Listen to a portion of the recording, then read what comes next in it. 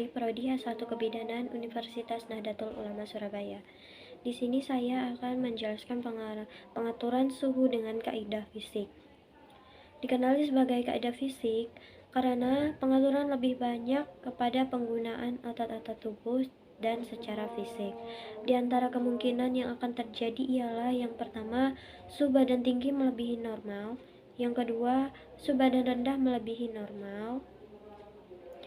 Apabila suhu badan tinggi, termoreseptor akan mentransfer suhu pada kulit. Di otak, hipotalamus akan berfungsi sebagai termostat untuk mengatur suhu darah yang melaluinya. Mekanisme koreksi akan diarahkan atau dirangsang oleh hipotalamus dengan menggunakan koordinasi tubuh. Mekanisme koreksi apabila suhu badan tinggi ialah yang pertama, vasodilasi, yaitu pembuluh darah mengembang untuk berdekatan dengan kulit atau lingkungan luar yang memungkinkan panas dibebaskan keluar. Yang kedua, bulu kulit ditegaskan untuk mengurangi udara yang terperangkap pada kulit supaya panas mudah dibebaskan karena udara adalah konduktor panas yang baik. Yang ketiga, lebih banyak darah pada kulit atau kulit kelihatan merah, memudahkan panas darah terbebas keluar melalui proses penyinaran. Yang keempat, berpeluk. Air keringat yang dirembes oleh kelenjar keringat mempunyai panas pendam tertentu yang tinggi, dapat menyerap panas yang tinggi dan terbebas ke lingkungan sekitar apabila air peluh menguap. Apabila suhu tubuh rendah, termoreseptor akan menaikkan suhu pada kulit. Di otak, hipotalamus akan berfungsi sebagai termostat, mengatur suhu darah yang melaluinya.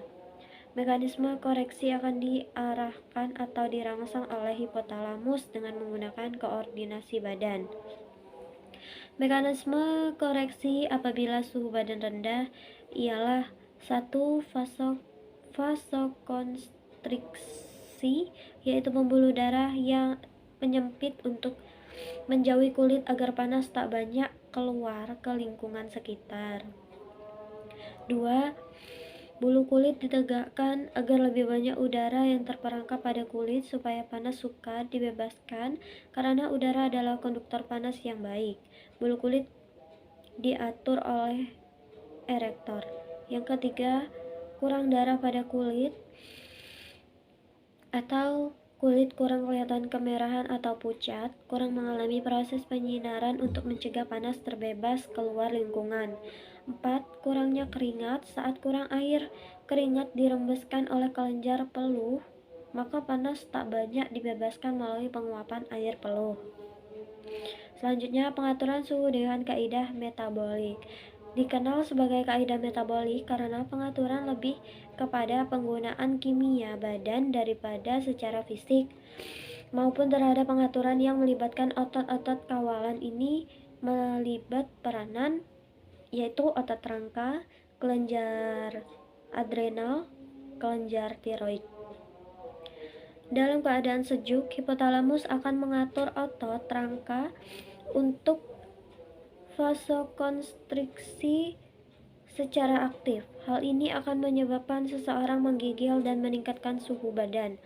Pada saat yang sama, kelenjar adrenal akan mensekresikan hormon adrenalin dan noradrenalin, sedangkan kelenjar tiroid akan mensekresikan hormon tiroksin.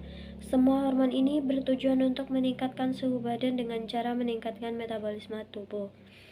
Dalam keadaan panas, aktivitas otot rangka akan berkurang. Begitu juga dengan sekresi hormon-hormon tertentu oleh kelenjar adrenal dan kelenjar tiroid akan berkurang.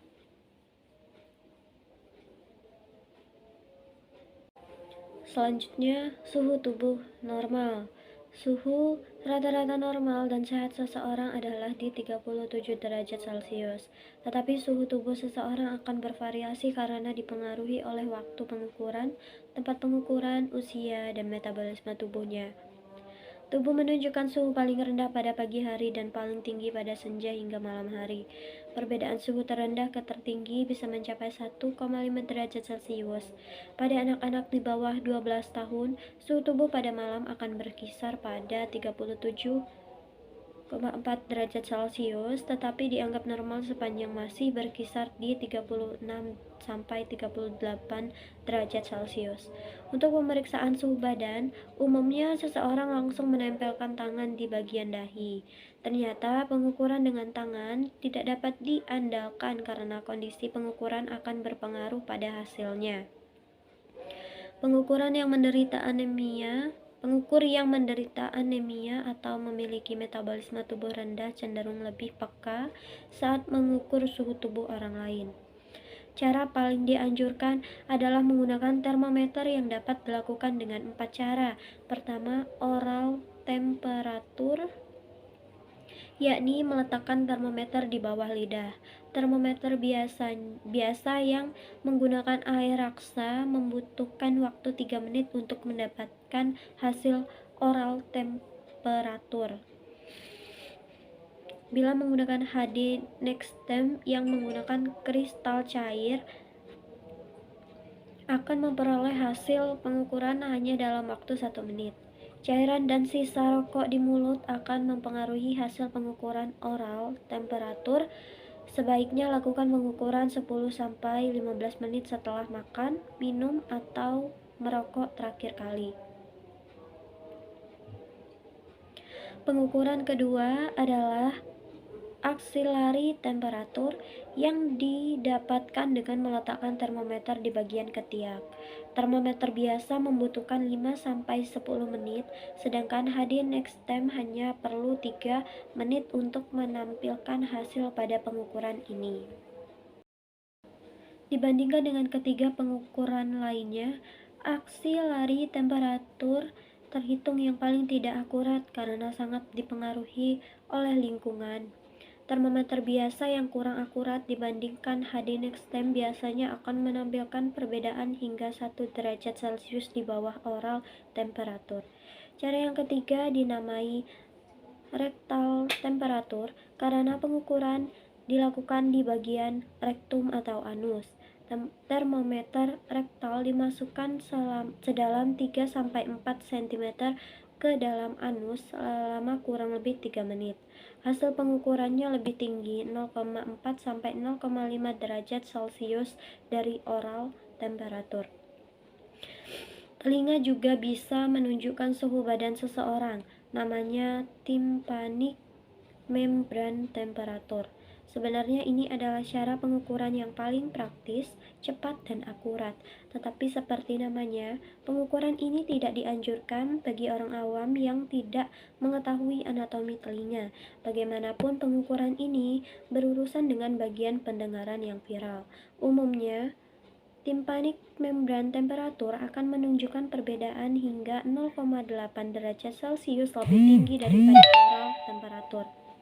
Hasil akurat akan didapat bila termometer diarahkan dengan tepat ke bagian membran timpani atau selaput suara. Deskripsi keempat pengukuran ini cukup menjelaskan mengapa oral temperatur dan axillary temperatur menjadi pilihan untuk pemakaian rumah tangga. Jangan lupa untuk mencuci termometer setiap selesai digunakan. Selanjutnya, beberapa penyakit yang berkaitan dengan perubahan suhu tubuh. Suhu tubuh sangat mudah sekali berubah dan dipengaruhi oleh banyak faktor. Perubahan suhu tubuh sangat erat kaitannya dengan produksi panas yang berlebihan, produksi panas maksimal maupun pengeluaran panas yang berlebihan. Tentunya, sifat perubahan panas tersebut sangat mempengaruhi masalah klinis yang dialami setiap orang. Yang pertama, demam.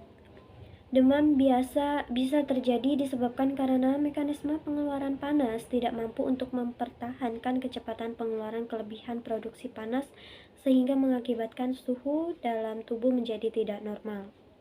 Demam merupakan mekanisme pertahanan yang penting. Peningkatan ringan suhu sampai 39 derajat Celcius meningkatkan sistem imun tubuh. Demam juga merupakan bentuk pertarungan akibat infeksi karena virus menstimulasi interferon atau substansi yang bersifat melawan virus. Pola demam berbeda bergantung pada pirogen. Peningkatan dan penurunan jumlah pirogen berakibat puncak demam dan turun dalam waktu yang berbeda. Selama demam, metabolisme meningkat dan konsumsi oksigen bertambah. Metabolisme tubuh meningkat 7% untuk setiap derajat kenaikan suhu. Frekuensi jantung dan pernapasan meningkat untuk memenuhi kebutuhan metabolik tubuh terhadap nutrien. Metabolisme yang meningkat menggunakan energi yang memproduksi panas tambahan. Yang kedua,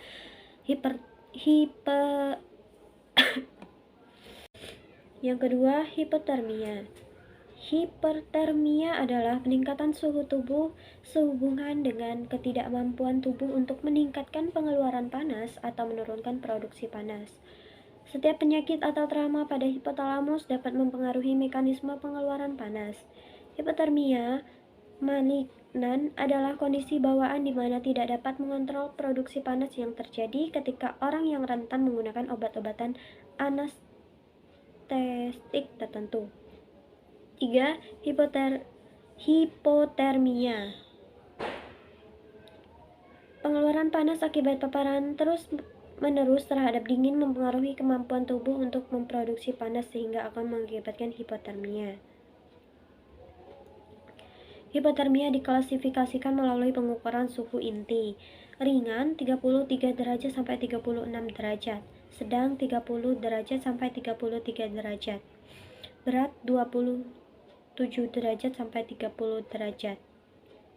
Sangat besar.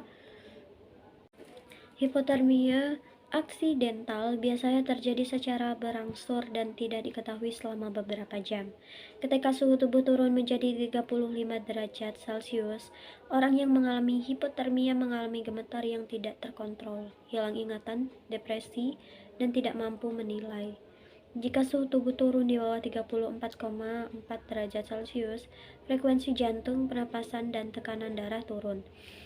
Jika hipotermia terus berlangsung, distremia jantung akan berlangsung, kehilangan kesadaran, dan tidak responsif terhadap stimulasi nyeri. Yang keempat, kelelahan akibat panas. Kelelahan akibat panas terjadi akibat kehilangan cairan dan elektrolit secara berlebihan, disebabkan oleh lingkungan yang terlalu panas. Tanda dan gejala kurang volume cairan adalah hal yang umum selama kelelahan akibat panas. Yang kelima, heat stroke. Lingkungan dengan suhu tinggi dapat mempengaruhi mekanisme pengeluaran panas. Kondisi ini disebut heat stroke. Penderita heat stroke tidak berkeringat karena kehilangan elektrolit sangat berat dan malfungsi hipotalamus. Heat stroke dengan suhu yang lebih besar dari 40,5 derajat Celcius mengakibatkan kerusakan jaringan pada sel dari semua organ tubuh. Itulah beberapa kondisi penyakit yang disebabkan oleh adanya perubahan suhu tubuh. Adanya perubahan suhu tubuh memang sangat sulit dicegah dan manusia hanya dapat melakukan peminimalan resiko dari penyakit-penyakit yang berkaitan dengan perubahan suhu tubuh seperti demam, kelelahan, heat stroke, dan lainnya.